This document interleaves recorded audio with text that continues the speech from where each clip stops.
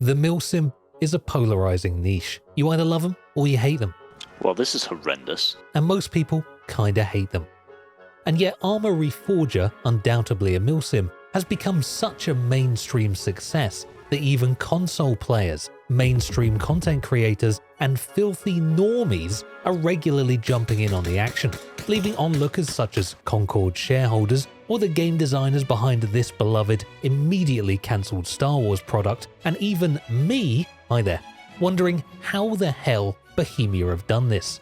A common thread I see reiterated on the topic is how Reforger gives you unparalleled freedom to do basically whatever you want. The ultimate shooter sandbox experience. But this barely scratches the surface of Reforger's true game-changing qualities.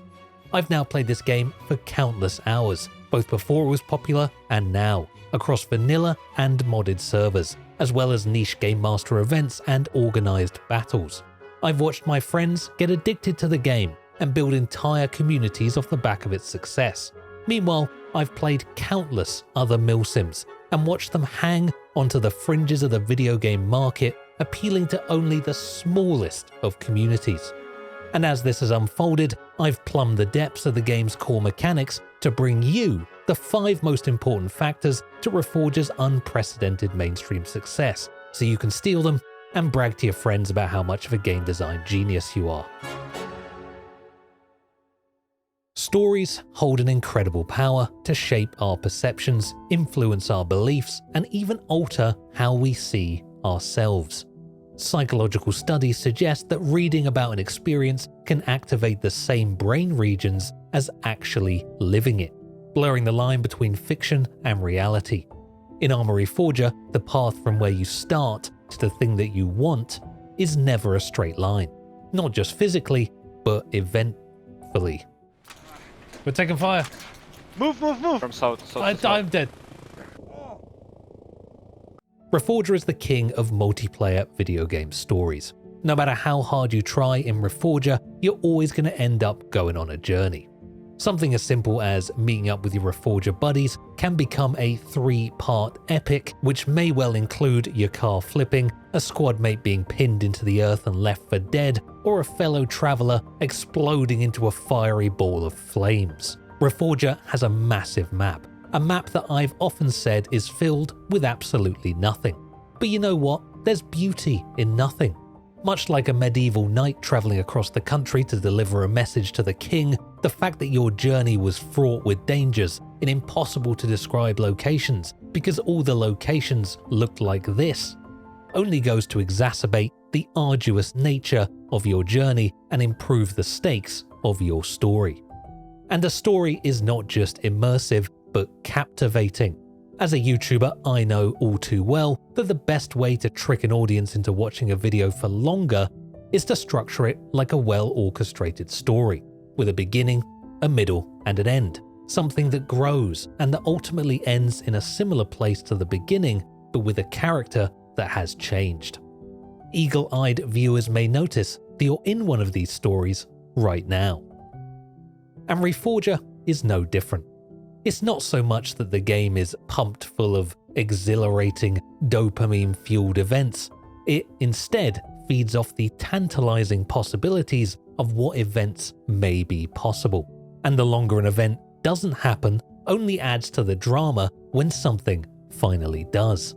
And Reforger is really good at making nothing happen for long periods of time. And it's the fact that the things that do happen are so rare that their value is unparalleled.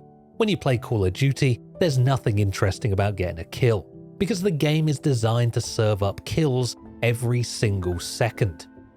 So I'm not going to sit here and share this crazy story of this one time where I got a kill in Call of Duty, because who the cares? But when I get a kill in Reforger, people stand to attention, because that shit's impossible. ARMA Reforger is like gambling. They've created a world where a crazy amount of things could happen at any moment. You don't know when that moment is, but it could be right now. Or more likely, it will be 2 hours from now. But when it happens, and they promise it will happen, you'll have a story to tell. And if you don't have a story to tell, that's okay. you can still gamble away your time tomorrow because you're definitely going to have that cool moment. It's coming, I can feel it. The importance of story in any modern media is unparalleled. Story makes an audience stand to attention, stay attentive, and feel something along the way. And Reforger's large map, long game time, and squiggly line of progress creates the perfect storm for a story-driven multiplayer world. But as important as good story is for making you love ARMA Reforger, you can't have story without struggle. And when it comes to struggle, Reforger really shines. ARMA Reforger is the king or queen of delayed gratification. Doing hard things sucks. Or does it? Vsauce, Michael here. The living, breathing organism is in a seemingly constant chase for comfort. Comfort that can only be acquired by achieving a never-ending list of goals. I want to be a millionaire. Well, to be a millionaire, I have to have rich parents. To have rich parents, I'd need to go back in time, murder Elon Musk, assume his place in the family, and feed off his parents' success. But to do that, I'd need training today to learn how to be an effective child killer in the past. You see, achieving goals doesn't come without hardship. In fact, usually the higher the payoff of the goal, the harder the path it is to get it. But video games are not real life.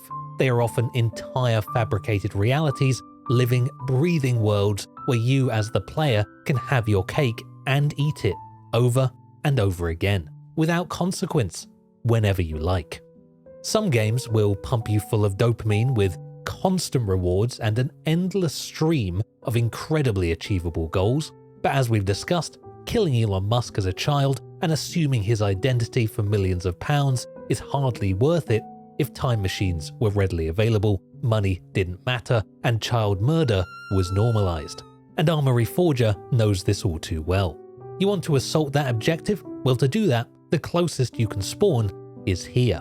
And then you'll have to build a thing to get a vehicle, and to build a thing, you need a logi run, which actually requires you to go even further away. The path to your goal is hard. Your dopamine payoff is far away, and your engagement is much higher than the games that spoon-feed you whatever you want, whenever you want it. And that's pretty cool, but it doesn't explain why you hate other Milsims, but like this one. Milsims are usually really hard, often incredibly slow, and regularly split up action between long periods of doing nothing.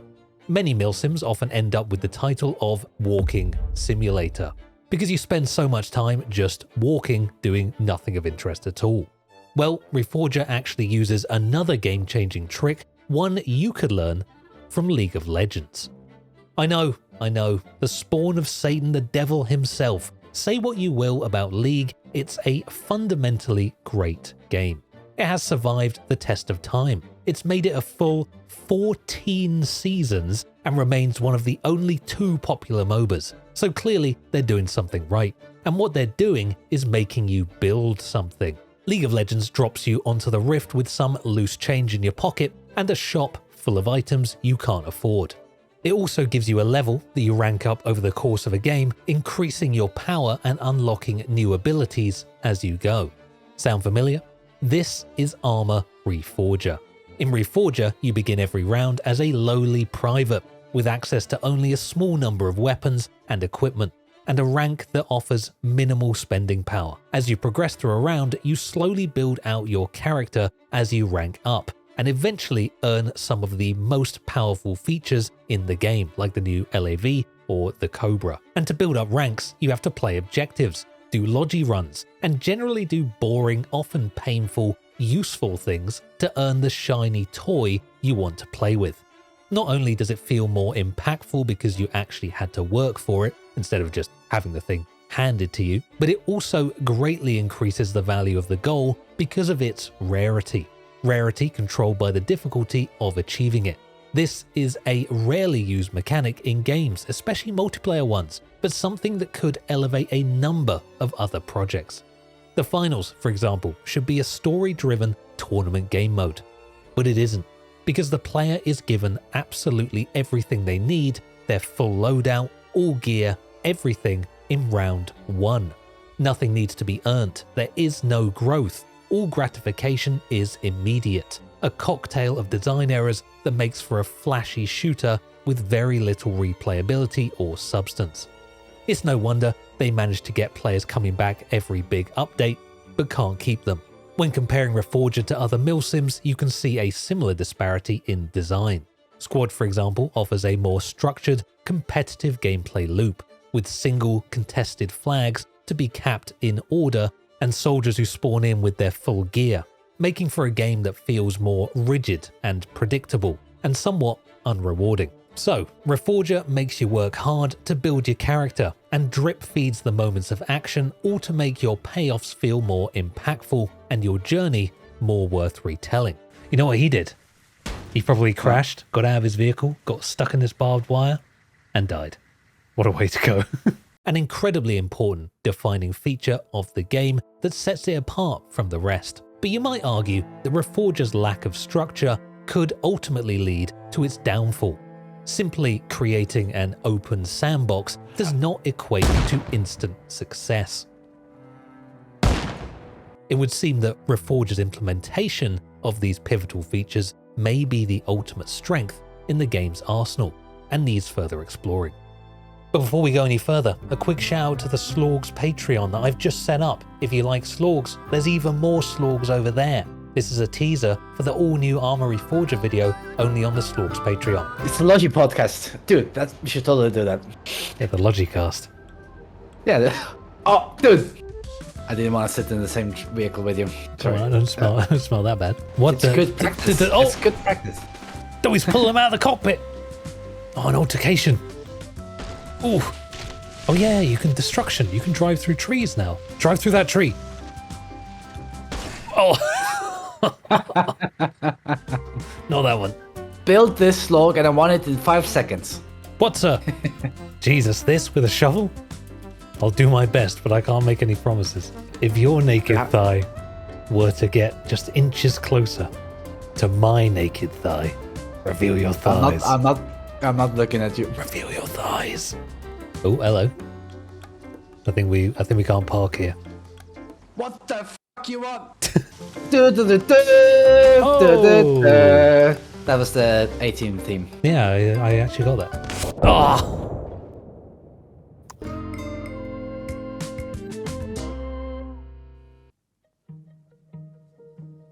I have long argued that in any game, it's not what you can do that's important, it's what you can't do. The rules are what matter. Chess is only exciting to master because you have to win the game within the confines of the strict rules each of the pieces must abide by. Chess would be an incredibly unsuccessful game if your pawn could move forwards, backwards, fly, build an intercontinental ballistic missile system, and nuke your board from orbit. Sure, it might be fun once, but it would quickly get old. This can be seen largely, at least in my opinion, as to the reasoning behind the downfall of most sandbox games you probably played as a kid but aren't around anymore. Something like Just Cause is just not made anymore, as giving the player the power to be some kind of wingsuit grappling hook wielding superhuman creates an expansive world devoid of challenge or meaning. This is important to understand when it comes to debunking the commonly held view that people like Reforger because of the freedom that it offers. What Reforger actually offers is the freedom to choose your own story, but whichever story you choose will be hard. And this is the value of a PvP Milsim sandbox that is unlike any other sandbox game I've seen. It plays into the inherent strengths of the mind-numbing, physical pain-inducing features of a classic Milsim without making it feel like you're confined to the same role-playing hell. In Reforger, you exist in a world that allows you and your friends to be yourselves, to choose your struggle, and still get that Milsim challenge without the Milsim baggage. Of course, in Reforger, you can construct your own missions and role-play like your life depends on it, but the core Reforger experience always gives you your sandbox story, without having to force it with custom rules and organized events. Ax, I feel like you're doing like an Assassin's Creed mission, but the guy you've got to walk next to is walking just slightly slower than your walk speed. This is very serious. It's the most serious thing I've ever done. We're currently on the march looking for the Viet Cong. This part of the mission is a one-life event. So if you die here, it's over for you. And with that, we're starting to paint a picture of ARMA Reforger's unique strengths and why they make for an experience you love where other Milsims fail. But we're still missing one final and very important piece of the puzzle. In any multiplayer game, community is important. In a team-based game, more important still. In a server-based, not matchmaking, team-oriented game where the quality of your experience may hinge almost entirely on the people around you, the community has never been more important.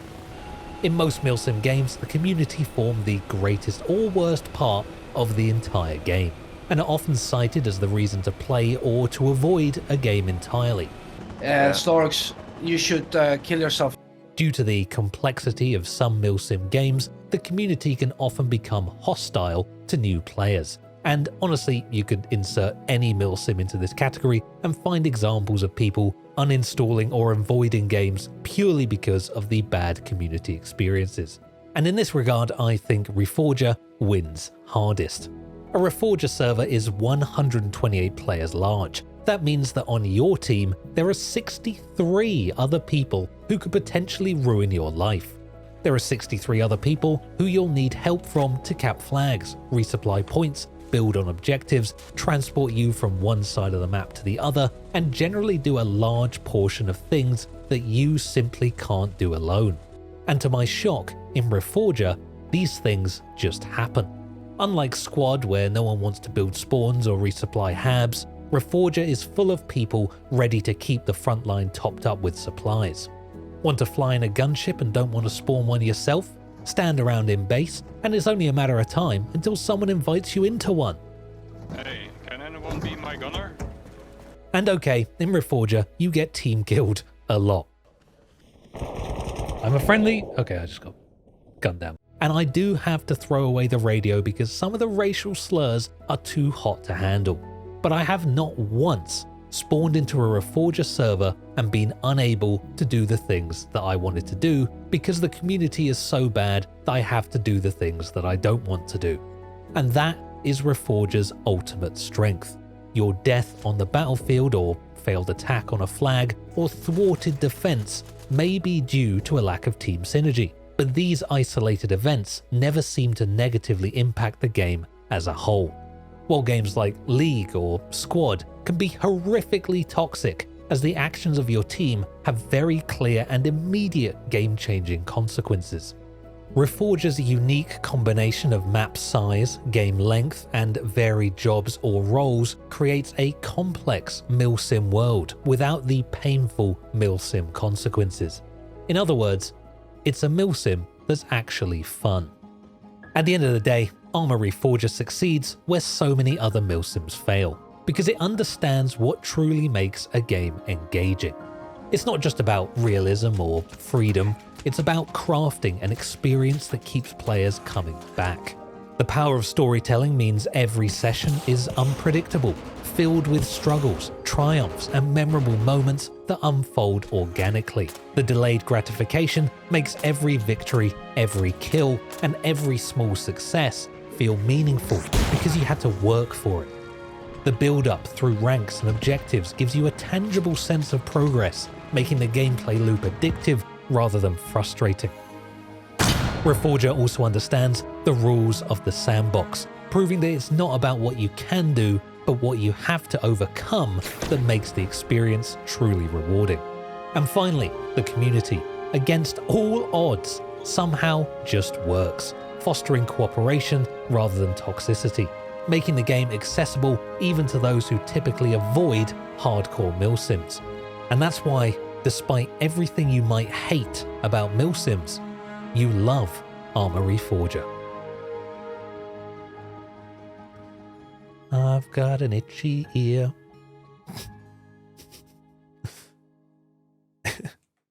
Yeah, try using that. Try putting that in the video.